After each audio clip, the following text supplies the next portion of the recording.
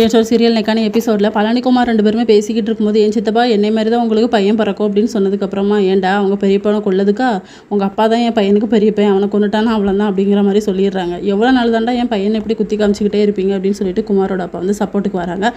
சரி நம்ம போய் பொண்ணு கேட்கலாம் அப்படின்னு சொல்லிட்டு பாட்டி வந்து பழனியை கூப்பிட்டுட்டு போகிறாங்க கோமதி வீட்டுக்கு. அவர் வரமாட்டேன்னு சொல்லுவார், வழுக்கட்டாயமாக கூட்டிகிட்டு போவாங்க. அங்கே போய் கோமதி கிட்ட வந்து குமார் வந்து ரொம்ப தப்பு பண்ணிட்டா, அதெல்லாம் நீ மன்னிச்சிருமா அப்படின்னு சொல்லிட்டு ஒரு தப்பு பண்ணா பல தப்பு பண்ணியிருக்கான் அப்படின்னு சொல்லி பேசுவாங்களா. அரசிக்கு வந்து என் பேரனை கல்யாணம் பண்ணி தருவியா அப்படின்னு சொல்லி கேட்டால், ஏம்மா உனக்கு கொஞ்சமாச்சும் அறிவு இருக்கா, போய் அந்த ரவுடி பயலுக்கா நீ கேட்ப, அவன் ஒரு கொலகாரன் அப்படின்னு சொல்லிட்டு நம்ம ராஜி கூட சொல்லுவாங்க.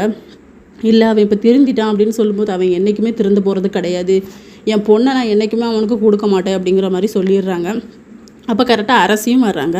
அவங்கக்கிட்ட ஒப்பீனியன் கேட்டால் அவனை எனக்கு சுத்தமாகவே பிடிக்காதுங்கிற மாதிரி அவங்களும் சொல்லிடுறாங்க. பழனி பிடிச்சி கோமதி திட்டுறாங்க, ஏன்டா இதை கேட்க தான் நீ அம்மாவை கூப்பிட்டு வந்தியா அப்படின்னு சொல்லிட்டு. இதோட நெக்கான எபிசோட் முடியுது.